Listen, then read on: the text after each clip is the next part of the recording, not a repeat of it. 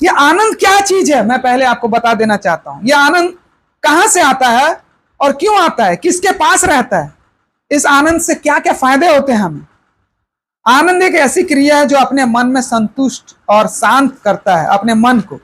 जो आपको मतलब जो आप चाहें वो पूरा होता है तो उसे खुशी और आनंद बोलते हैं। और जो हम करते हैं, यानी कि जो हम करते हैं तो बॉडी यानी शरीर में बहुत सारे हार्मोन बनते हैं जब आनंदित करते हैं, अपने आप को आनंद करते हैं तो। हाँ, क्या लिखा हुआ है 4 का 4 में? प्रभु में सदा आनंदित रहो। हाँ। मैं फिर कहता हूँ आनंदित रहो। देखिए, इम्यून सिस्टम, इम्यून पावर बढ़ता है और 24 घंटे तक रोग प्रतिरोधक क्षमता बढ़ा देता है जब आप खुश होते हैं, आनंदित होते हैं। किसी का कोई चीज देख के भी आप आनंदित हो, वो कार खरीदा तो आनंदित, अरे वाह बढ़िया है यार, प्रभु आपको आशीष दे, बहुत बहुत आगे बढ़ो। तो इससे क्या हुआ, हमारा 24 घंटा इम्यून पावर बूस्ट हो गया, ये साइंस है। और अगर हम देख के दुखी हो गए तो उसके आगे मैं बता रहा हूं क्या होता है। हमारा 4 हार्मोन्स निकलता है बॉडी से, एंडोफ्रिन बोल करके, खुशी के हार्मोन से, जो मोह की भावना को जोड़ता है एक दूसरे के साथ, मोह होता है ना। और डोपामाइन होता है एक तो हार्मोन, जो हम खुश होते हैं तो, जो तब उत्पन्न होता है जब संतुष्ट महसूस करते हैं। संतुष्ट, ठीक है ना, हो गया ना, नहीं हुआ है बोलने से फिर और उत्साहित और उत्तेजित करता है। और एक ऑक्सीटोसिन है जो रिश्तों से जोड़ता है, एक दूसरे को रिश्तों से जोड़ता है और हमें अन्य मनुष्यों के साथ रिश्ता बनाने या निभाने में मदद करता है। कौन सा? ऑक्सीटोसिन। ऑक्सीटोसिन, ये जब हम आनंदित होते हैं ना, ये सब हार्मोन्स निकलता है। सेरोटिन, अब ये सेरोटोनिन एक फील और गुड हार्मोन है जो महसूस कराता है, बहुत ही अच्छा फील करवाता है, एक अलग से खुशी होता है। देखना कभी कभी आपको ना एकदम मन में, अरे एकदम खुशी खुशी लग रहा है, एकदम मन में एकदम अच्छा लग रहा है, खुशी खुशी। कभी ऐसा हुआ होगा, आज पता नहीं मेरा मन एकदम अच्छा लग रहा है, ऐसा बोलते हैं ना, यही वाला निकलता है वो सेरोटोनिन। सेरोटोनिन हार्मोन ये क्या करता है, चिंता को और डिप्रेशन को दूर करता है, ये वाला हार्मोन। और ये सारे हार्मोन जो है बीमारी से बचाता है और हमको क्या करता है, 24 घंटा, एक बार हंसोगे ना तो 24 घंटा लड़ने के लिए समय वो देता है। देखिए, अब एक क्रोध, डर, चिंता, परेशानी, डिप्रेशन जब हम करते हैं ना तो एक खतरनाक हार्मोन्स निकलता है। 3 हार्मोन्स बता दे रहा हूं और वो आप लोगों के साथ क्या करता है पता चल जाएगा। वो बाइबिल उबिल तो ठीक है, वो सजा तो मिलेगा ठीक है, नुकसान होगा ठीक है, लेकिन आपके शरीर में पहले ही नुकसान हो जाता है, नरक बात में जाओगे आप। भैया क्रोधित हो करके हम किसी को मार देंगे, जेल जाएंगे, लेकिन पहले शरीर में क्या नुकसान कर दिया है? क्या नुकसान कर दिया है? क्रोध, डर, चिंता, परेशानी, डिप्रेशन होने पर, हाँ, एंड्रेलाइन, ये एंड्रेनालाइन एक केमिकल रिसाव होता है आपके बॉडी से, एंड्रेनालाइन याद रखे। और कोर्टिसोल, हाँ वो भी बोल सकते हैं, कोर्टिसोल ये बहुत ही खतरनाक हार्मोन्स है। और एक टोक है एपिनेफ्रिन, ये कोई दवाई का नाम समझ में आ रहा होगा तुम लोग को, है ना, एपिनेफ्रिन, ओ मैं बताऊंगा ना। तो ये क्या करता है, अब ये क्या करता है, तीनों हार्मोन में बता रहा हूं, ये आपके शरीर से निकलता है, हानिकारक जहर बनाता है। और क्या करता है, और ये जो आपके किडनी और हृदय और ब्रेन के लिए विनाश है, विष है, विष, ये विष का काम करता है। एंड्रोनालाइन और कोर्टिसोल, एपिनेफ्रिन, ये तीनों जो है जहर पैदा करते हैं। डर के वजह से आपके मानसिकता को बदल देता है। वो जो हॉस्पिटल में उन लोग किए थे ना, नहीं, जेलर आया था और उन लोग सुई चुभा दिए थे, कोबरा का जहर बना दिया। ये तीनों पोस्टमार्टम करके देखे तो यही तीनों उसमें लक्षण था, वो भी 10 ग्राम जहर बना दिया, बहुत खतरनाक है ये तीनों। तो अब आप सोच लो कि ब्रेन ट्यूमर कैसे होता है? इतना खतरनाक है। इसलिए बाइबल हमें बताती है कि हमें फिलिपियों 4:4 में लिखा है ना, आनंदित रहो, प्रभु में आनंदित रहो।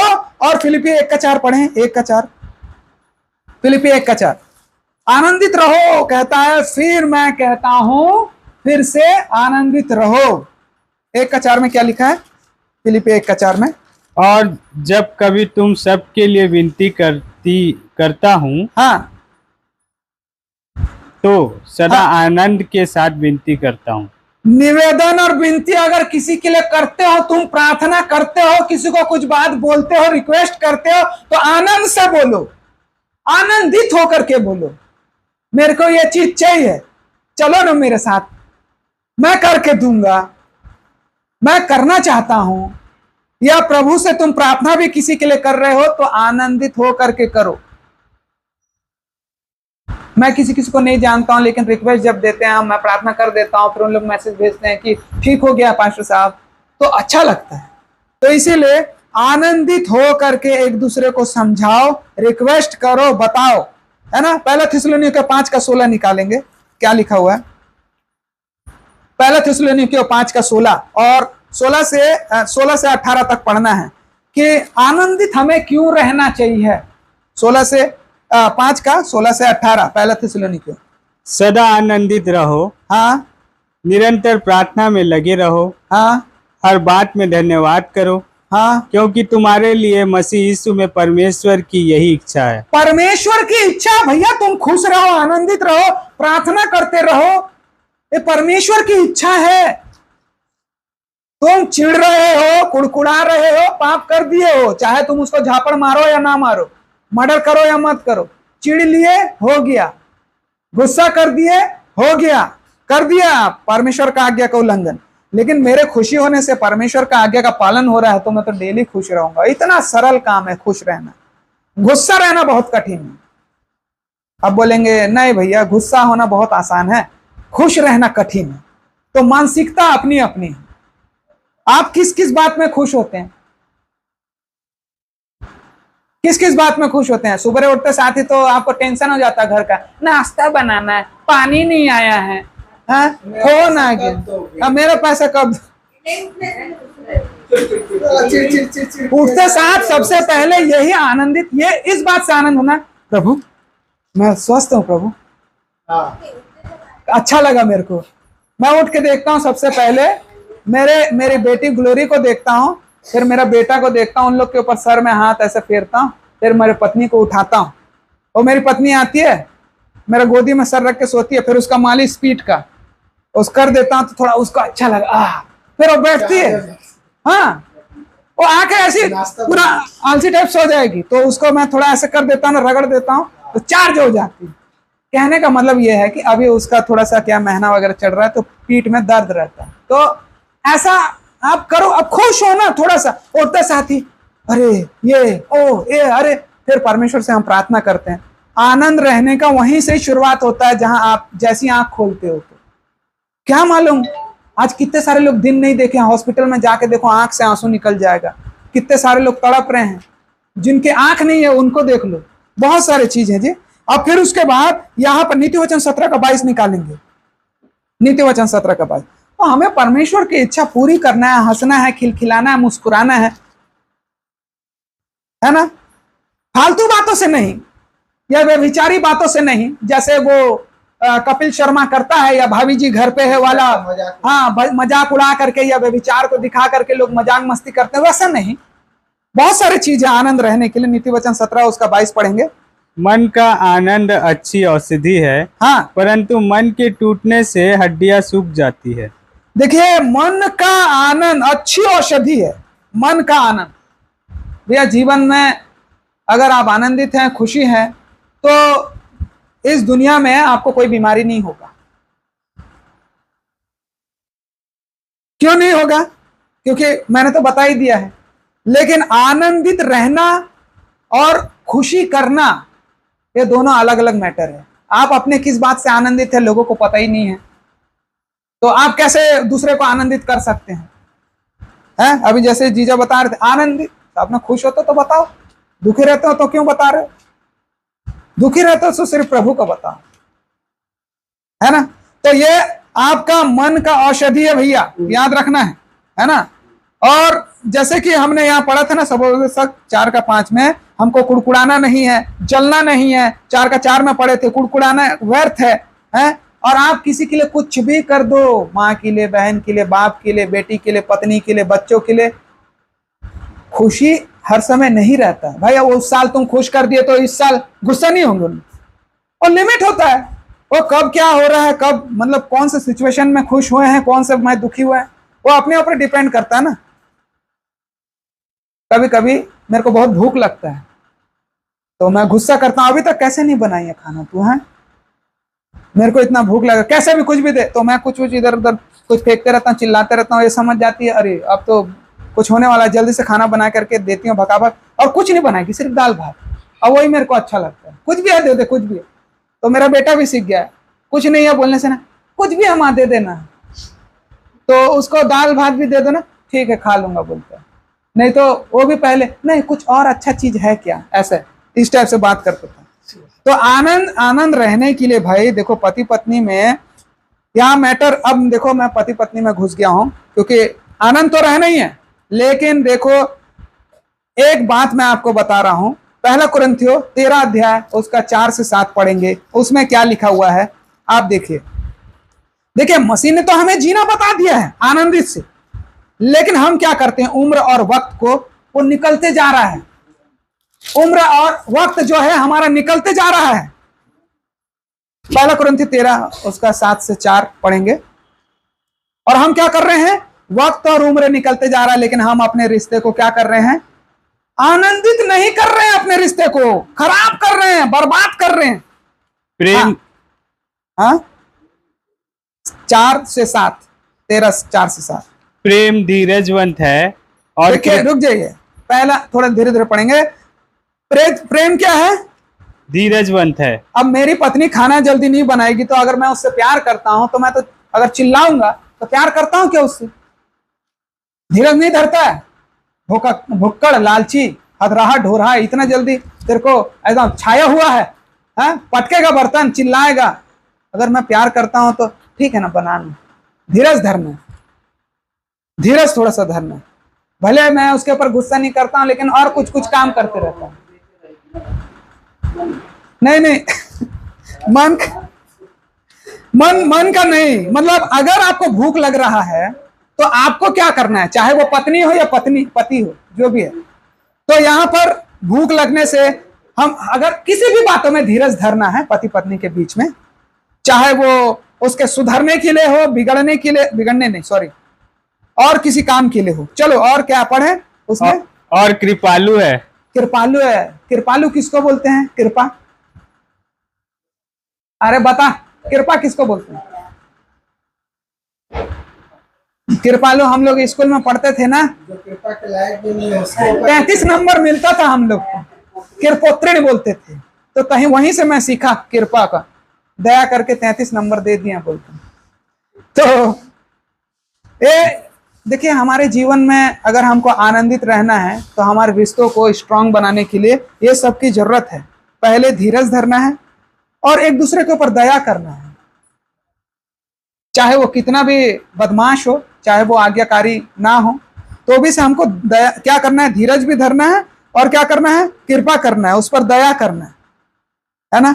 और क्या लिखा है, प्रेम डाह नहीं करता। देखो डाह नहीं करता है, डाह का मतलब क्या होता है, तुम अपने दोस्तों के साथ जाके पार्टी कर लिए और मेरे लिए, ये तो भयंकर खतरनाक डाह है, तुम्हारा हो गया और मेरा, ऐसा करते हैं क्या?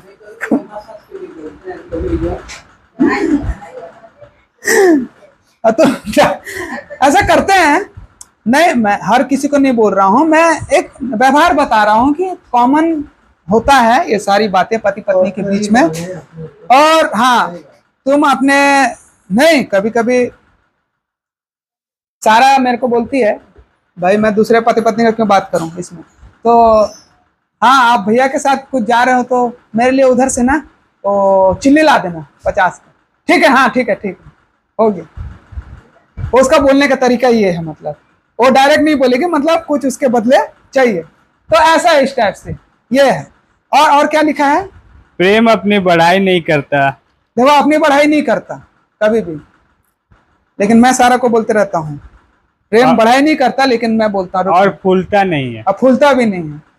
मैं बोला मैं इतना वे चला रहा हूँ घर, मैं मेन हूं यहाँ का खंबा, अगर मेरे में दीमक लग जाएगा तो तू क्या करेगी, या मेरे को कुछ हो जाएगा तो तू ये घर में रह पाएगी, या राशन ये सब आ पाएगा? मतलब मैं क्या कर रहा हूँ, फूल रहा हूँ, घमंड कर रहा हूँ अपने ऊपर, मैं चला रहा हूँ घर। लेकिन मैं फिर बाद में बोला मैं सारा, मेरी तो औकात नहीं है और मैं ये सब नहीं कर सकता, मैं तो खुद डरते रहता हूँ कहाँ से क्या आएगा। लेकिन जब मेरा एंडिंग खत्म होते रहता है तभी प्रभु मेरे को तुरंत कुछ दे देता फट से। तो इसका मतलब मैं नहीं चला रहा हूं अपने आप को, हम में से कोई एक दूसरे को नहीं चला रहा है, परमेश्वर चला रहा है। फूलता नहीं है और क्या नहीं करता है, घमंड नहीं करता है, और वह अनरीति नहीं चलता। देखिए कुछ भी हो जाए, अनरीति का मतलब ये होता है कि वो बातें जो पति पत्नी के बीच में नहीं होनी चाहिए, अब वो तुम समझ जाओ, वो बातें जो पति पत्नी के बीच में नहीं होनी चाहिए, ठीक है, और हो भी गया, और क्या लिखा है, वह अपनी भलाई नहीं चाहता। बस अगर हो भी गया अनरीति बातें, तो पति या पत्नी अपनी भलाई नहीं बल्कि अपने पति पत्नी का भलाई या पत्नी पति का भलाई, दोनों का एक दूसरे का भलाई सोचना है। और झुंझलाता नहीं, बुरा नहीं मानता। और झुंझलाता भी नहीं है, बुरा भी नहीं मानता है। देखिए ये विचार हमारे अंदर है तो पति पत्नी आनंदित रह सकते हैं, बेस्ट है। दूसरे का, चलो दूसरे लोग भी अगर मानते हैं तो जो भी आपके साथ हो रहा है ना, वो आपके वजह से ही हो रहा है, वो कोई दूसरों के वजह से नहीं हो रहा है कि ये पत्नी को भड़का दी या पति को भड़का दिया या इसकी माँ बोल दी या इसका बाप बोल दिया या ये बोल दिया वो बोल दिया, नहीं, ये हमारे वजह से ही होता है, चाहे वो भला हो या बुरा हो, जो भी हमारे बीच में होता है। लेकिन ये कुछ बातें जो है 4 से 7 अगर हम फॉलो कर लेते हैं तो हमारे रिश्ते जो है पाक और पवित्र हो जाएंगे, है? और क्या मानना है अपने आप को, हम हर समय क्या बोलते हैं, अपने आप को कुछ समझ लेते हैं। लेकिन लूका 5:4 से 8, लूका 5:4, ये बहुत ही अच्छा लगा मेरे को ये बात। अगर हम क्या है जीवन को नहीं बदलेंगे और बात दूसरा करेंगे तो क्या होगा, हमारा जीवन बर्बाद हो जाएगा। शाऊल के साथ क्या हुआ, बर्बाद हो गया ना, उसका राजपाट छीन लिया गया, परमेश्वर ने उसको दुष्ट आत्मा भेज दिया। हाँ पढ़े। जब वह बातें कर चुका तो शमौन से कहा, लूका 5 उसका 4 से 8, ठीक है पढ़े। हाँ गहरे में ले चल। देखिए यह सिचुएशन क्या है, शमौन मतलब वो पतरस है, वही मछुआरा, याद रखिए, याद रखिए। शामन को सामन जो पतरस है वो तुम सब हो, चलो मानते हैं, और जो तुम्हारा नाव है ना वो क्या है, वो तुम्हारा जीवन है। और फिर पढ़े, और मछलियां पकड़ने के लिए अपने जाल डालो। प्रभु यीशु मसीह बोल रहे हैं, हे शामोन चल मछली पकड़ने के लिए जाल डाल। तो वो क्या क्या उत्तर दे रहा है, क्या उत्तर दिया वो? शमौन ने उसको उत्तर दिया, हे स्वामी, हाँ, हमने सारी रात मेहनत की और कुछ न पकड़ा, तो भी तेरे कहने से जाल डालूंगा। हाँ, मैंने अपने जीवन में बहुत कुछ मेहनत कर लिया प्रभु, मैं कोई हासिल नहीं कर पाया। ये डिक्टो, ये मैं अपने आप को सामोन के जगह में रखा और कुछ भी हासिल नहीं कर पाया, बोल बोल करके मैं प्रभु को बोलता था। फिर मेरे को प्रभु बोला चल, तो मैंने बात माना उसका। तो क्या हुआ फिर? जब उन्होंने ऐसा किया तो हाँ, बहुत मछलियां घेर लाए, बहुत सारा मछली लाए, यहाँ तक कि जाल फट रहा था। फिर वो सब देख करके क्या बोला? इस पर उन्होंने अपने साथियों को जो दूर नाव पर थे संकेत किया कि आकर हमारी सहायता करो, और उन्होंने आकर दोनों नावें यहाँ तक भर ली कि वे डूबने लगी। हाँ, फिर क्या बोला शामोन? यह देखकर शमौन पतरस यीशु के पांव पर गिरा और कहा, हे प्रभु, मेरे पास से जा, क्योंकि मैं पापी मनुष्य हूँ। देखिए, आप अपने जीवन में कितना भी उन्नति कर लो या दूसरे आपका कितना भी हेल्प कर दे, एक बात नहीं भूलना चाहिए, कि आप पापी थे, अब नहीं है, आप प्रभु में आप शुद्ध हो चुके हैं। लेकिन वहां पे शामौन इस बात को बोला, अंगीकार किया। हमारे जीवन में अगर हम अपने गलतियों को अंगीकार नहीं करेंगे तो आप खुश नहीं रह सकते, आनंदित रह ही नहीं सकते। आप एक्सेप्ट ही नहीं किया हो कि हाँ मैं गंदी थी, हाँ मैं गंदा था, हाँ मैं बुरा था, मैं माफी मांगती हूं, मैं माफी मांगता हूं, मेरे को माफ कर दो, मैं गंदा था, हाँ इस बात के लिए मैं हूं। तो आपके जीवन में एक खोट बने रहेगा अंदर में कहीं पे। आप बोलते हैं ना खुल के बोलो, तो खुल के कैसे बोलते हैं? खुल के कैसे आप बोलेंगे किसी को भी? अरे जब आपके दिल में कुछ नहीं रहेगा एकदम फट से खुल के बोलेंगे, और कुछ कुछ रहेगा ना थोड़ा सा दबा दबा आवाज से बात करेंगे आप, है ना।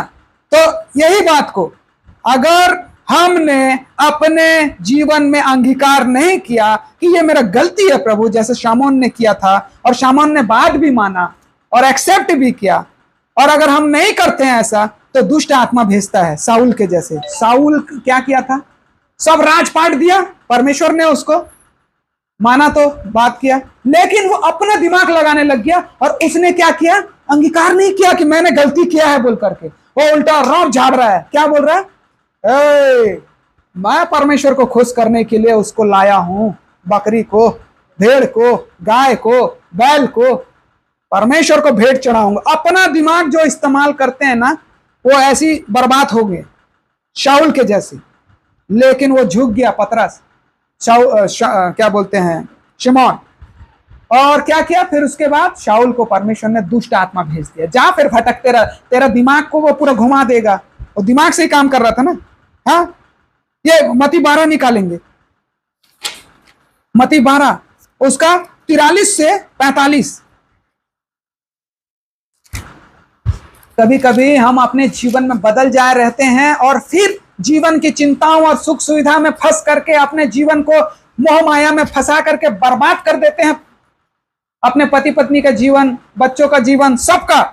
तो उनके साथ क्या होता है देखिए, जब अशुद्ध आत्मा मनुष्य में से निकल जाती है। देखिए अशुद्ध आत्मा निकल जाती है जब आप प्रभु को ग्रहण करते हैं, एक प्रभु के सच्चे मार्गदर्शन रहते हैं, उनके में चलते हैं, फिर उसके बाद क्या होता है? तो सूखी जगहों में विश्राम ढूंढती फिरती है और पाती नहीं। देखो सूखी जगह में शैतान तो चले जाता है, सूखा जगह का मतलब क्या है? साफ मन वाले लोगों को ढूंढता है वो। फिर तब कहती है मैं अपने उसी घर में जहां से निकली थी लौट जाऊंगी, उसी घर में, और फिर और लौटकर उसे सूना, झाड़ा बुहारा और सजा सजाया पाती है।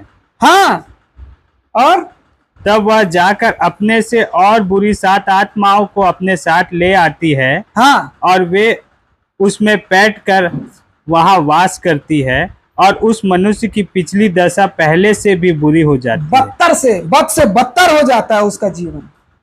क्यों होता है? क्योंकि उसने आनंद के मूल को नहीं समझा, उसने रिश्ता के महत्व को नहीं समझा, उसने प्रेम की भावना को नहीं समझा।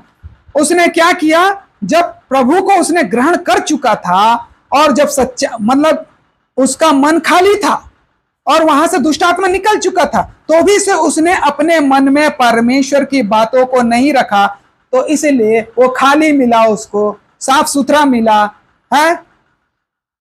बोलते नहीं है, अरे तेरे मन में तो कितना कुछ भरा पड़ा है मेरे प्रति, ऐसे ऐसे बोलकर हम बोलते नहीं है कि बाप रे इसके मन में मेरे प्रति कितना उगल रहा है, देखो उगल रहा है। तो वही है, निकालेंगे रोमियो 12 का 15। देखिए हम मनुष्य जाति को ज्यादातर क्या होता है, दूसरे की खुशी हजम नहीं होती है, और मनुष्य अपने दुख से ज्यादा दूसरे की खुशी से दुखी रहता है। कुछ लोग ऐसे हैं जो मतलब अपने दुख से ज्यादा दूसरा क्यों खुश है उसमें उनका ज्यादा इंटरेस्ट, और दुखी रहते हैं। इतना खुश कैसे हो सकता है, और खुद दुखी हैं, तो अपने दुख का फिक्र नहीं है उनको। लेकिन क्या होता है, दूसरों के दुख को देख, दूसरे के खुशी को देख करके अपने दुख को भूल करके वो इंटरेस्ट लेते रहते हैं कि वो क्यों इतना खुशी है, आनंदित है। हाँ, 12 का 15 में क्या लिखा है? रोमियो 12 का 15 में, आनंद करने वालों के साथ आनंद करो और रोने वालों के साथ रो। देखिए, आनंद करने वालों के साथ आनंद करो और रोने वालों के साथ क्या करो, रो। लेकिन कभी कभी जो आनंद करता है ना, हम क्या करते हैं, अंदर में मन में कुड़कुड़ाते रहते हैं, देखो तो ऐसा कर रहा है, वैसा कर रहा है, ये कर रहा है, वो कर रहा है। वो भी गलत हो गया, वो भी पाप है फिर। मतलब हम अगर आनंद करने वाले के साथ आनंद नहीं कर रहे हैं, रोने रोने का मतलब है जो शोक करते हैं उनके साथ शोक करो, है ना। मतलब क्या करो, उनके साथ रो, उनके दुख में शामिल हो जाओ खुशी के साथ। अब देखो, जो खुशी व्यक्ति है, जो खुश व्यक्ति है, वो लोगों के आंखों में हर समय गड़ता है और वो सोचते हैं कि इतना खुश ये कैसे हो सकता है, पता नहीं क्यों ऐसे सोचते हैं लोग। और दूसरे तुम्हें खुश देख करके परेशान भी होते हैं कुछ लोग। देखिए, बाइबल में हमें तो लिखा गया है, जब हम यहाँ पे देखेंगे, देखते आ रहे हैं, देखिए, जो दूसरे खुश रहते हैं ना, और अगर कोई गलती कर दे, कोई खुशी इंसान कोई दुखी व्यक्ति के प्रति गलती कर दे, तो उससे माफी मांगेगा ना, नहीं करने वाला माफ नहीं करने वाला। सुखी व्यक्ति को माफ करना मुश्किल है, क्योंकि वो उसके उसके अपने दुख को तो छोड़ो, वो उसके सुख को देख करके क्या हो रहा है, दुखी हो रहा है। और उसकी गलती सिर्फ यही है कि वो सुखी है या वो सुख का है। क्योंकि कभी कभी अरे बस मैं बोलता हूँ, बस बस इतना ही खाना है, नहीं मैं चाय नहीं पीता, मैं ये नहीं। क्या हो गया, चाय क्यों नहीं पी रहे हो तुम? अरे वो हमारे तांडी अंकल वो बोलते हैं, जवान हो, खाओ पियो अच्छे से। मैं बोला 40 साल के बाद पता चलेगा, पूरा जवानी उतर जाएगा मेरा, इसीलिए अभी से मैं अपने जवानी को संवार करके रख रहा हूँ, अपने शरीर को संवार करके रख रहा हूँ, ताकि बुढ़ापे में मेरा शरीर काम दे सके। तो कुछ लोग रहते हैं कि वो आपके मतलब कंफर्टेबल जोन में रह रहे हैं ना आप, तो आपके आदत व्यवहार को देखते हैं, देखो तो हम तो नहीं उठ पाते हैं भैया, ये कैसे सुबह उठ जाती है। मतलब तुम नहीं उठ पाते हो तो उसको भी नहीं उठना चाहिए सुबह। कुछ लोगों का ऐसे मानसिकता बना रहता है, और हम जलते कुड़कुड़ाते रहते हैं एनी टाइम। सबोपदेशक 4 का 4 निकालेंगे। हम लोग क्या करते हैं, जलते और कुड़ते रहते हैं, सिर्फ और जलना और कुड़ना, दूसरे के खुशी को देख करके, दूसरे के पहरावा को देख करके, दूसरे के कपड़े को देख करके। इसलिए मैं पूछा कि मेरा टी शर्ट पहने वाले मैंने पहना था तो कौन कौन आनंदित हुआ, तो बताए सब लोगों ने कि आनंदित हुए, मतलब अच्छा लगा, हाँ अच्छा लगा। तो कपड़ा और व्यवहार में ज्यादा फर्क नहीं होता है। हाँ, क्या लिखा हुआ है सबोपदेश 4:4 में? तब मैंने सब परिश्रम के काम और सब सफल कामों को देखा, हाँ। जो लोग अपने पड़ोसी से जलन के कारण करते हैं, यह भी व्यर्थ और मन का कूड़ना है। यह भी व्यर्थ है और मन का कुड़ना है। परमेश्वर ने हमें आनंदित रहने के लिए कहा, लेकिन हम आनंदित रहने के जगह अपने आप को दुखित कर रहे हैं। और उसका 16 पढ़ें, उसी का। वे सब लोग अनगिनत थे जिन हाँ। पर वह प्रधान हुआ था, तो हाँ। भी भविष्य में होने वाले लोग उसके कारण आनंदित ना होंगे। एक व्यक्ति लोगों के लिए, हाँ पूरा पढ़ें उसको, क्या लिखा है? निसंदेह यह भी व्यर्थ और मन का कूड़ना है। हाँ, वो व्यक्ति को प्रधान बनाया गया हमारे बीच में। वो एक व्यक्ति लोगों के लिए कितना कुछ भी कर ले, तो भी से लोग उसके लिए कुड़ते रहते हैं, उसको मतलब टेंशन रहता है। मतलब वो व्यक्ति बहुत सारे लोगों के लिए अच्छा, वो परमेश्वर ने प्रधान ठहराया, या खानदान में या ऊंचे पद में कोई बैठा है, वो लोगों के लिए कितना भी कर लेता है। ये लोग बहन माताएं, ये लोग जो भी है देख रेख कर देता है सब। तो यहाँ सबोपदेशक बोल रहा है जितना भी कर ले वो, तो भी से लोग खुश नहीं होते हैं और उसके लिए कुड़ते रहते हैं कि हमको अच्छे से नहीं खिला रहा है। मूसा के साथ क्या हुआ, वैसे तो हुआ। वहां अच्छे थे, गुलामी में थे, लेकिन लहसुन अदरक धनिया मिर्ची तो मिलता था। यहाँ ला करके तू हमको सिर्फ घास फूस खिला रहा है। हाँ, हमारा धनिया बो दिया बोल करके बोल रहे, हाँ मांस चाहिए, मांस चाहिए। तो वो नहीं देख रहे हैं कि उनको कितना गुलामी से छुड़ा करके लाया, वो कितना तकलीफ से लाया। खाना पीना का सोच रहे हैं, उनको भविष्य की चिंता नहीं, प्रेजेंट में मेरे को ये चाहिए बोल करके, है ना। और फिर उसके बाद जब हम मतलब जलते कुड़कुड़ाते हैं तो क्या होता है हमारे साथ। सब 4:5 में देखेंगे क्या लिखा है 5 में। मूर्ख छाती पर हाथ रखे रहता और अपना मांस खाता है। हाँ, मूर्ख जो है छाती पर क्या करता है, छाती पर, यानी कि जो जलता कुड़ता है ना, अपने छाती में हाथ रख करके अपने मांस को खाता है। यानी हमारा जीवन काल छोटा हो जाता है और हम मर जाते हैं, क्योंकि दूसरों की खुशी हमारे लिए जहर बन जाता है। दूसरे का खुशी हमारे लिए जहर बन जाता है जब हम जलते कुड़ते हैं, कुड़कुड़ाते हैं तो।